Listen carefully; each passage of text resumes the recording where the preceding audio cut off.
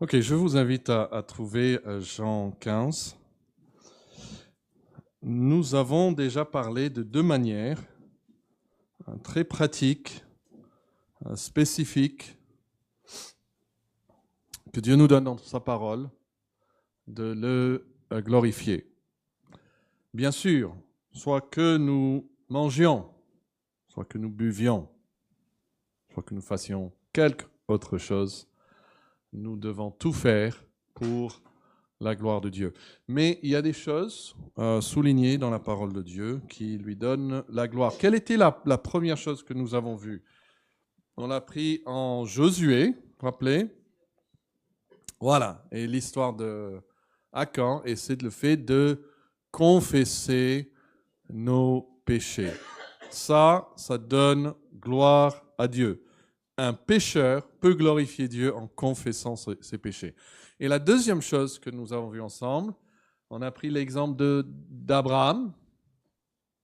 C'était en Romains 4. Et c'était quoi? Quelqu'un peut me dire?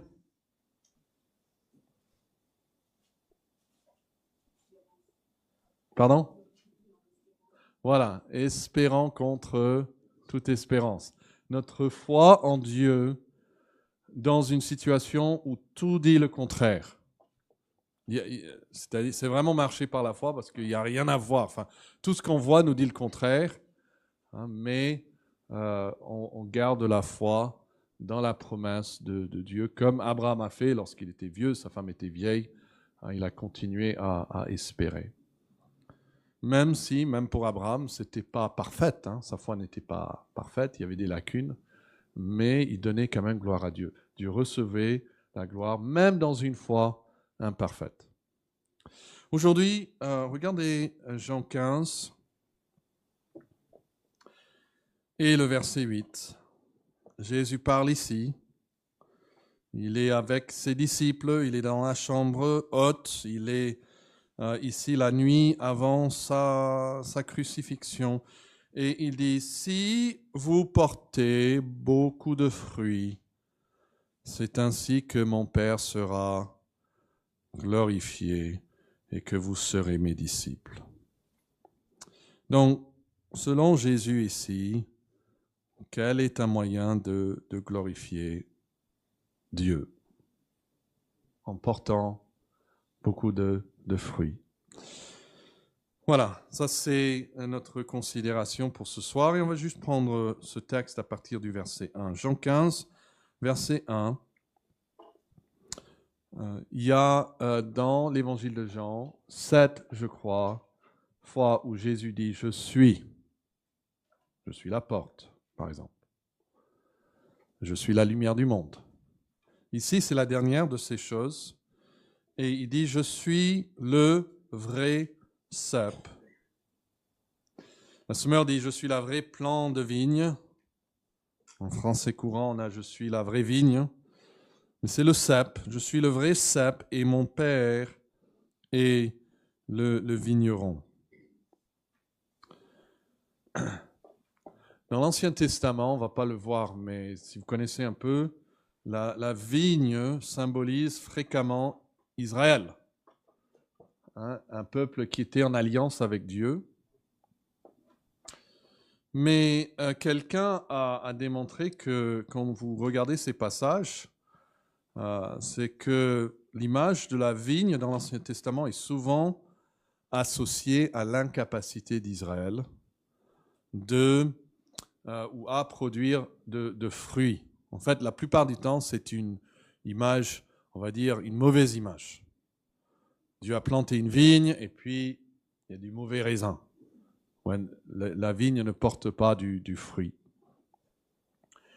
Et c'est donc un échec. Israël, on peut dire, est un échec. Dieu lui a donné un rôle à jouer et le peuple, avec ses chefs, tout ça, ils n'ont pas réussi. Ils ont même péché contre le vigneron. Ils ont même, dans une des histoires que Jésus raconte, hein, ils cherchent même à tuer le fils du vigneron. Mais en contraste frappant donc avec cet échec, Jésus déclare « Je suis la vraie vigne, je suis le vrai cep ». Et ça, il démontre qu'il accomplit parfaitement ce que la vigne symbolique d'Israël ne pouvait pas faire. Et donc il prend, on peut le dire dans un sens, il prend symboliquement la place d'Israël. Donc il le fait dans plusieurs domaines. Par exemple, le temple. Il y a le temple. Jésus va dire, détruire ce temple, je vais le bâtir, c'est ça? Oui, le rebâtir en 3 jours. Et il parle de son corps. Il y a les différentes fêtes juives. C'est là, même lors d'une fête où il va se lever, il va dire, je suis la lumière du monde. Donc, ici, il revendique, je crois, une image connue aux Juifs. Eux, ils étaient une mauvaise vigne avec de mauvais raisins. Et Jésus est le vrai cep. Mais tout de suite, il se lie, si vous voulez, où il montre une relation entre lui et ses disciples. Et verset 2 dit, « Tout sarment qui est en moi et qui ne porte pas du fruit, il le retranche, et tout sarment qui porte du fruit, il l'émonde, afin qu'il porte encore plus de fruits. » Alors, il y a des gens qui sont d'une manière en Christ, associés à Christ d'une manière ou d'une autre, mais ils n'ont jamais porté du fruit. On sait qu'ils n'ont jamais porté du fruit parce qu'il dit, il est clair, hein, s'ils auraient porté du fruit, ils auraient été émondés. Il dit clairement ce qu'il fait aux branches qui portent du fruit. Mais il y en a, ils n'ont jamais porté du fruit et ils sont tôt ou tard retranchés. Les notes de la Bible annotées sont de bonnes notes, hein, on peut les avoir gratuitement sur Internet. Dit ceci, on peut traduire tout sarment qui est en moi, relié en apparence au cep et qui ne porte pas du fruit. Ça, c'est une idée. Ou bien, on pourrait le traduire tout sarment qui ne porte pas de fruit en moi, par son union organique avec moi. Il y a dans les ceps de vigne des rejetants sauvages qui ne portent jamais de fruits. Et donc le vigneron les retranche. Et je cite encore, afin qu'il n'absorbe pas inutilement la sève. Un homme peut de diverses manières appartenir extérieurement à Jésus, en se rattachant à son Église, en professant la foi chrétienne, sans avoir part à la vie sanctifiante du Christ. Tôt ou tard, il se verra retranché, exclu de cette communion apparente avec le Sauveur. Et si vous voulez un exemple dans la vie de Jésus, on peut penser à Judas. Judas fait partie des 12, il est lié à Christ, il est appelé un des disciples, et pourtant, Jésus dit plutôt même qu'il est déjà un démon, et ça viendra le jour où il sera retranché. Mais vous, verset 3, vous êtes purs à cause de la parole que je vous ai annoncée. Okay, l'image ici, c'est la même en Jean 13 où Jésus va laver Pierre, mais que les pieds. Donc l'image est de quelqu'un qui part au bain public pour se laver, il rentre, il n'a qu'à laver ses pieds. Il dit, vous êtes purs, mais pas tous, en Jean 13. Ici, déjà, vous êtes purs à cause de la parole que je vous ai annoncée. On est purifié, on est émondé aussi grâce à la parole de Christ. C'est en fait l'œuvre de la parole en nous qui nous émonde, qui nous travaille, qui nous purifie. Verset 4, « Demeurez en moi et je demeurerai en vous. Comme le sarment ne peut pas de lui-même porter du fruit s'il ne demeure attaché au cep, ainsi vous ne le pouvez pas non plus si vous ne demeurez pas en moi. » Vous voyez, la vie chrétienne, c'est demeurer en Christ. On a ces lumières allumées même là. Le moment qu'on coupe l'électricité, le moment, la seconde près, ça s'arrête. C'est comme ça avec nous. notre force, notre joie ne vient pas juste d'une expérience passée, mais d'une communion actuelle et présente avec le Seigneur. Il ne suffit pas de dire « j'ai bien mangé il y a un mois, donc ça me va ». Non, la Bible dit on ne vit pas de pain seulement, mais on vit de jour en jour, en jour, en jour, en jour, de toute quoi? Parole qui sort de la bouche de Dieu. Et c'est cette parole qui nous émande. Et même au verset 2, le mot traduit émander, c'est en fait le mot pour laver. Et ça le lit donc au verset 3 quand il dit déjà vous êtes purs.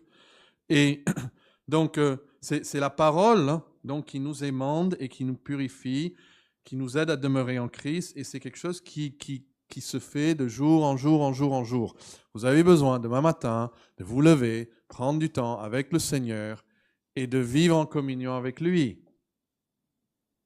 J'avais un prof qui, quand j'ai fait mes études bibliques, qui aimait dire la maturité chrétienne n'est pas de dépasser la croix. Parfois on dit la croix c'est pour les nouveaux chrétiens. Après bon, on fait autre chose. Il dit non, c'est pas la croix derrière. Non, il dit la maturité chrétienne c'est de se rapprocher encore plus près de la croix et de Christ. Donc Jésus dit, verset 4, demeurez en moi. Et verset 5, il dit, je suis le cep, vous êtes les sarments. Celui qui demeure en moi et en qui je demeure, et là encore c'est grâce à sa parole, verset 3, il porte beaucoup de fruits, car sans moi, vous ne pouvez rien faire. Alors, on pourrait se demander pourquoi Jésus choisit l'image de la vigne. Et j'ai déjà suggéré que probablement c'est à cause de toutes ces images venant de l'Ancien Testament. Mais pourquoi Jésus dans l'Ancien Testament choisit l'image de la vigne et pas, je ne sais pas, le cèdre de Liban, quelque chose? Pourquoi il ne dit pas vous êtes le cèdre de Liban? Il dit vous êtes la vigne. Il y a un passage intéressant en Ézéchiel 15 qui démontre la valeur du bois de la vigne lorsqu'elle est tout seule.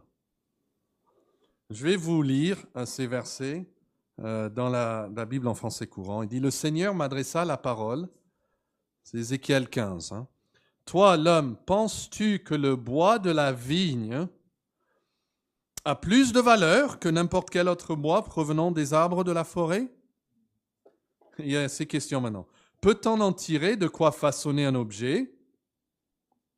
Peut-on en faire même une cheville pour y suspendre un ustensile? Il est juste bon pour alimenter le feu. Et lorsque le feu en a brûlé les deux bouts et que le centre lui-même est en flamme, peut-il encore servir à quelque chose? Déjà, quand il était intact, on ne savait qu'en faire. À plus forte raison, une fois attaqué et brûlé par le feu, le voilà totalement inutilisable. Ouais, c'est pas très flatteur, hein? Ça, c'est en bois. Vous avez peut-être des choses chez vous en bois, mais je suis presque sûr que ce n'est pas le bois de la vigne.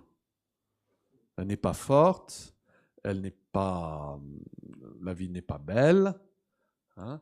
Elle sert à porter des raisins, et puis après, bon, on peut les brûler mais ça brûle très vite.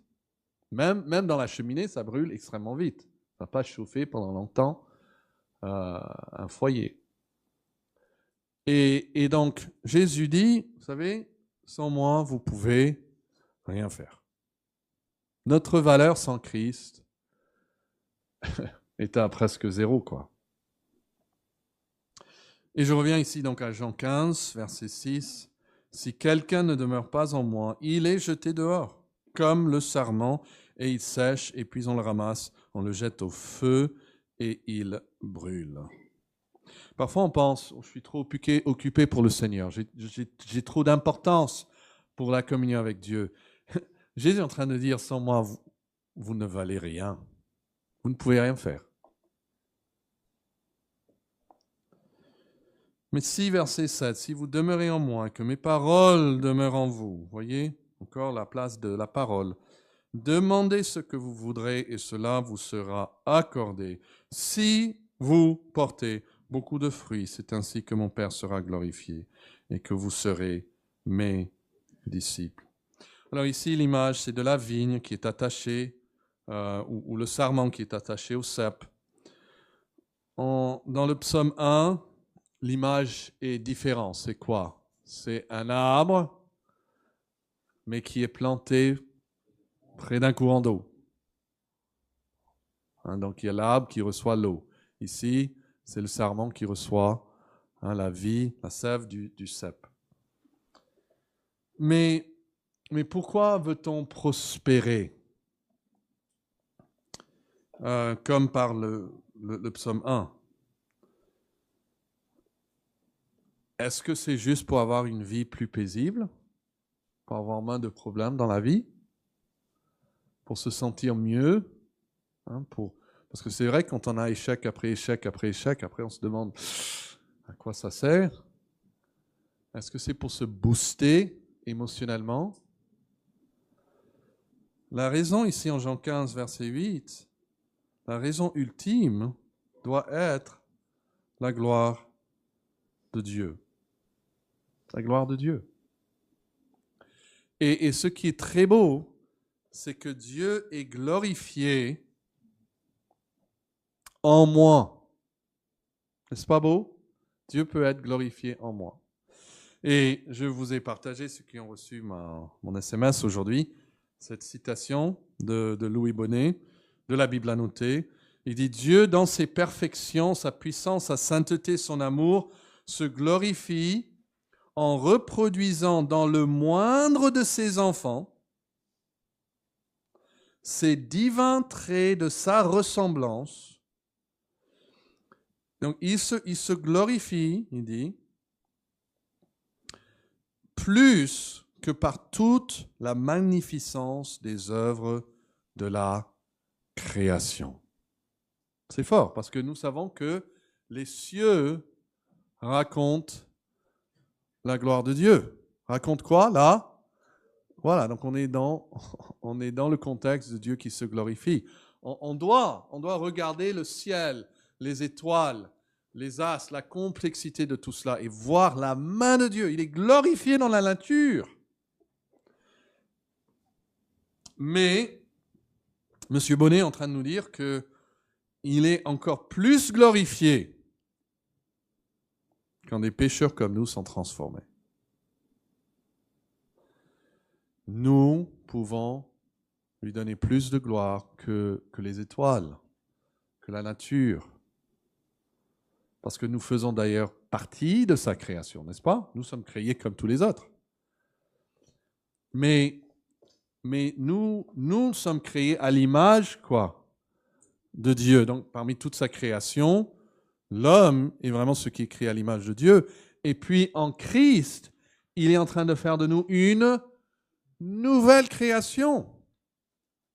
Il est en train de reproduire en nous ce qu'était le premier Adam et ce qu'est parfaitement le dernier Adam. Et tout cela lui porte gloire. Et si vous allez en Romains 8, on a cette même idée soulignée. Attends, on va aller dans juste une seconde, mais je veux noter encore ici quelque chose dans ce verset. Notez d'abord le fruit. Quel est le fruit? Alors, il est pas spécifié. Certains vont le lier directement au verset 7 qui parle de la prière. Ils vont dire, OK, le fruit, c'est les réponses à nos prières. D'autres vont dire, bon, c'est quand on fait d'autres disciples, parce qu'il parle de disciples ici au verset 8. Je pense que ces choses sont vraies, mais je pense qu'il faut le voir encore plus large, plus grand que cela.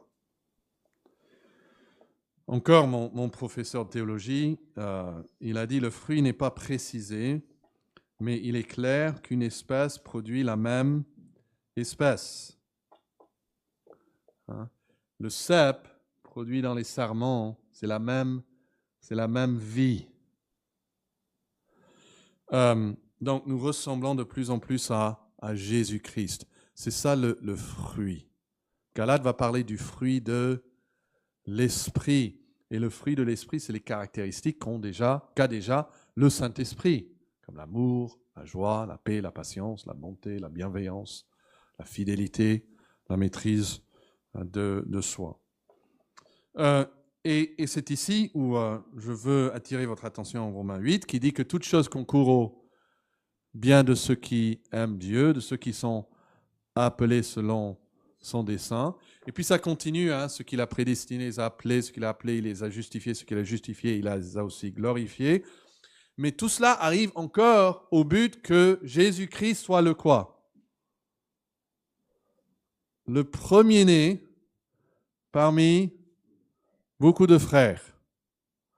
Donc, toute chose concourt au bien, oui, c'est mon bien, mais le bien ultime, c'est que Jésus est là, comme le prototype, le premier-né, et il est entouré de beaucoup de frères qui lui ressemblent.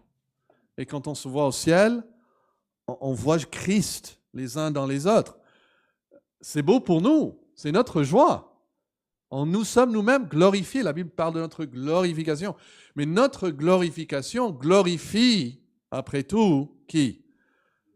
Voilà, et spécifiquement, Dieu le Fils. C'est de cette manière que Dieu le Père a choisi de glorifier son Fils.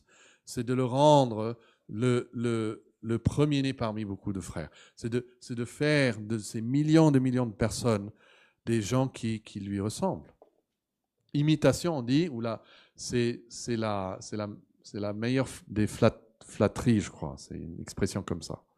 Quand on imite quelqu'un, ça veut dire que quand même on le respecte. Et nous avons tous imité Jésus-Christ.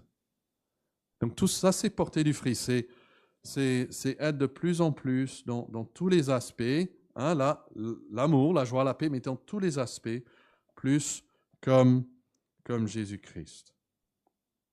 Mais, juste une dernière chose. Donc ça, on a noté le fruit, c'est conformité à Christ. Mais notez maintenant l'importance de porter du fruit en tant que disciple de Christ. Ça, j'ai trouvé très, très beau. Il dit, si vous portez beaucoup de fruits, c'est ainsi que mon Père sera glorifié et que vous serez mes disciples. Okay? Forcément, dans la pensée de Jésus, il y a un lien. On ne glorifie pas Dieu directement ici, dans ce verset. Il ne dit pas simplement, vous allez glorifier mon Père. Il dit, vous allez porter du fruit. Et nous avons vu, le fruit, c'est devenir comme le cep. Et c'est ainsi que mon Père sera glorifié, que vous serez mes disciples. Dieu est glorifié, mais à travers Christ qui est glorifié. Il y a un autre passage qui nous dit que Dieu est glorifié quand le Fils est glorifié. C'est en Philippiens. Vous savez de quoi je parle? Tout genou fléchira, toute langue confessera que Jésus-Christ est. Il est Seigneur, il sera glorifié. Et après, quelle est la phrase juste après? À la gloire de Dieu le Père. Pour ceux qui sont parents, ou même vous êtes tati, etc., vous savez que quand le petit est honoré, vous partagez pleinement dans cela. Dieu le Père, il aime tellement son Fils, quand son Fils est glorifié, il est glorifié.